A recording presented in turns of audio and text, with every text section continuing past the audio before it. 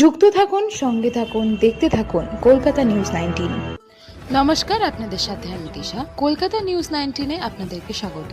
শুরু করছি আজকের বিশেষ যে অনুষ্ঠানটা করতে চাইছে কি এর পেছনে আছে, আউটলুক কি এটা? প্রথমত ইন্টারন্যাশনাল এমএসএমই ডে এটা আমরা উদযাপন করছি। ইন্টারন্যাশনাল এমএসএমই প্রত্যেক বছর আমরা 27শে জুন আমরা এটাকে উদযাপন করে থাকি। যেহেতু 27শে জুন আমরা দুদিন পরে আমরা এটা করছি। এর উদ্দেশ্য হচ্ছে, এখন যেহেতু আমাদের একটা পট পরিবর্তন হয়েছে আমাদের বাংলায় এখন নব যুগের সূচনা আমরা আশা করছি ব্যবসার ক্ষেত্রে। তা এই দিনের মাধ্যমে আমরা আমাদের সরকারের কাছে আমাদের যেসব অ্যাপিল থাকবে সেগুলোকে দেওয়া, ক্ষুদ্র শিল্পকে আমরা সম্মান জানানো, যারা এখানে ক্ষুদ্র শিল্পের মাধ্যমে সারা দেশ তথা রাজ্যর মান সম্মান বৃদ্ধি করেছে, তাদের কিছু লোককে আমরা সম্মান জানাবো।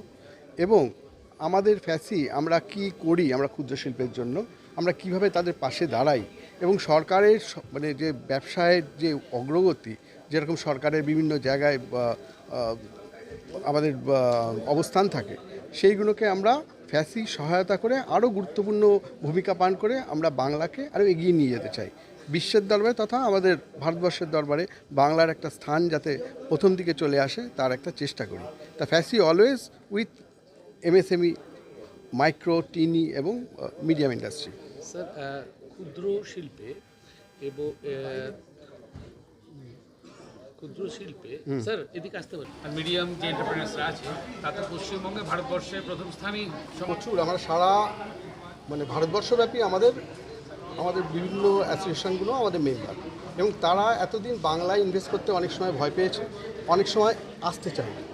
তা আমাদের প্রথম লক্ষ্য থাকবে যাতে বাংলার বুকে ইন্ডাস্ট্রিগুলোকে নিয়ে আসা, যারা এতদিন ধরে আসছিল না। অনেকগুলো নীতি ছিল, যেমন জমি জটের নীতি। আর আজকে একটা ভালো ডিসিশন বিধানসভায় আমাদের মাননীয় মুখ্যমন্ত্রী নিচ্ছেন শুভেন্দু অধিকারী মহাশয়, যে গুন্ডা দমন নীতি, এই তোলাবাজি নীতি, এই জিনিসটা কিন্তু আমাদের ইন্ডাস্ট্রির পক্ষে সবচেয়ে বাধা ছিল। মানে ওয়ান অ্যান্ড অনলি যদি বাধা করা যায়, তাহলে এই নীতিটা কিন্তু আমরা সত্যিকারের একটা বাধা। আজকে সিন্ডিকেট রাজ, এইগুলো যে উঠিয়ে দেওয়ার উনি প্রবর্তন করছেন আমাদের মাননীয় মুখ্যমন্ত্রী শুভেন্দু অধিকারী মহাশয়, তা আমরা ওনাকে সাধুবাদ জানাই এই ব্যাপারে আমাদের সমস্ত ইন্ডাস্ট্রির পক্ষ থেকে। কেননা স্মল স্কেল করতে গেলে আমাদের প্রথম বাধাই হচ্ছে জমিজট, এবং তারপরের বাধা হচ্ছে গুন্ডা রাজনীতি, তারপর হচ্ছে সিন্ডিকেট নীতি। এইগুলো যদি আমরা না পাই, তাহলে আজকে আমার মনে হয় যে আমরা স্বাধীন মনে ব্যবসা করার সুযোগ পাবো। সেই জায়গাটা একটা আমাদের অন্তরায় ছিল, এই জায়গাটা আমরা খুব ভালো মতো করতে পারবো। আমার শেষ প্রশ্ন স্যার, পুরো সারা বছর ধরে কিছু এন্টারপ্রেনারকে আমরা উৎসাহ দিই, যারা স্টার্ট আপ হয়, যারা নতুন ধরুন একটা জেনারেশন, থার্ড জেনারেশন, তারপরের জেনারেশন এসে তারা একটা সুন্দরভাবে নিজেদের বিজনেসটাকে ফ্লারিশ করেছে। আজকে ওয়েস্ট বেঙ্গলে করেছে, তারপর আরও 3-4টে জায়গায় করেছে। এরকম তাদের শুধু আমরা ওইটা দেখি না যে কত টাকার বিজনেস করলো বা কত টাকা কী করলো, এটা আমাদের লক্ষ্যবস্তু নয়।